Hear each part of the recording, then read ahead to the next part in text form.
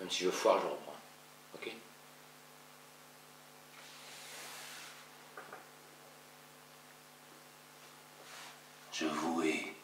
Je vous hais tous. J'en suis malade. J'ai été frappé dès mon enfance de misanthropie galopante. Je fais même de l'auto-misanthropie. Je me fais horreur. Je me hais moi-même. Plus je connais les hommes, plus j'aime mon chien. Plus je connais les femmes, moins j'aime ma chienne.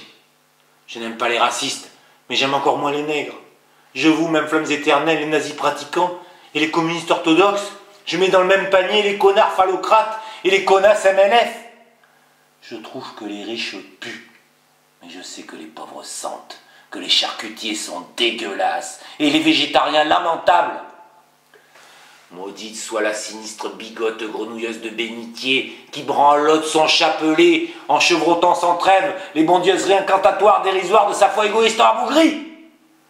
Mais maudit soit aussi l'anticlérical primaire demeuré qui fait croix au passage de Mère Teresa. C'est dur à porter une haine pareille, ça fait mal, ça vous brûle de l'intérieur. On a envie d'aimer, mais on ne peut pas. Tu es là, homme, mon frère, mon semblable, mon presque moi. Tu es là, tu me tends les bras, je cherche la chaleur de ton amitié. Au moment même où je pense que je vais t'aimer, tu me regardes et tu me dis « Vous avez vu Serge Delama hier soir chez Patrick Sébastien? C'était chouette, hein ?» Je vous hais. Aujourd'hui, ici même, à la Maison Blanche, j'ai cru rencontrer l'amour vrai. Mais une fois de plus, ma haine viscérale m'a fermé les chemins de la joie. C'était une jeune femme frêle, aux yeux fiévreux. Son front large et rond m'a tout de suite fait penser à Géraldine Chaplin.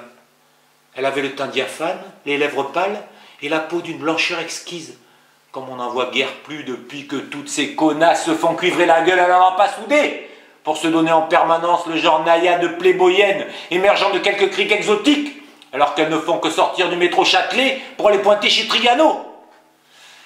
Elle non, elle était évidente et belle, sans artifice, comme une rose pâle au soleil de juin.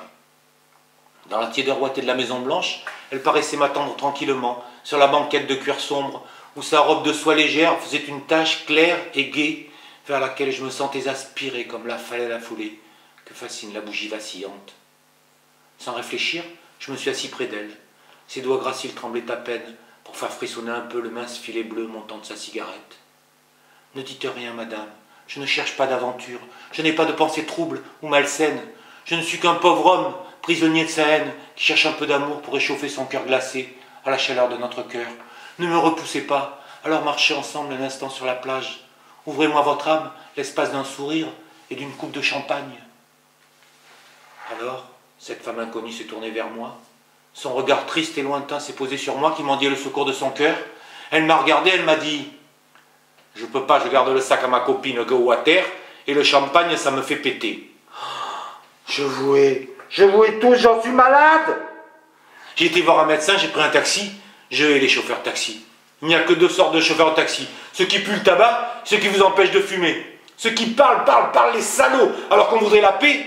Et ceux qui se taisent rien, pas bonjour, alors qu'on est tout seul derrière, au bord de mourir de solitude. Et puis il y a ceux qui sont incroyablement racistes, qui restent en bloc les femmes, les provinciaux et les malheureux immigrés désemparés, qu'ils pourchassent jusque dans les passages cloutés. Et puis il y a ceux qui sont même pas français, qui sont basanés. J'ai dit au docteur, c'est plus possible, faites quelque chose. Je suis malade de haine, ce n'est plus vivable. Il m'a regardé, il m'a dit, dites 33. Il m'a collé des antibiotiques. Je hais les médecins.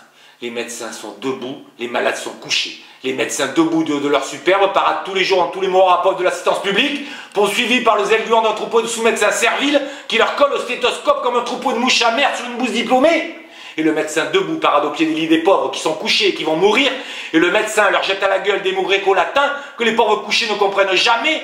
Et les pauvres couchés n'osent pas demander pour ne pas déranger le médecin debout qui pue la science et qui cache sa propre peur de la mort en distribuant sans sourciller ses antibiotiques approximatifs et ses sentences définitives, quand même pas pour balcon déversant la parole, le sirop de Dieu sur le monde à ses pieds. Alors fais gaffe, Toubib, j'ai piégé mes métastases. Le premier qui touche à mon cancer, j'y pète à la gueule. Sic transit gloria mundi. Amen.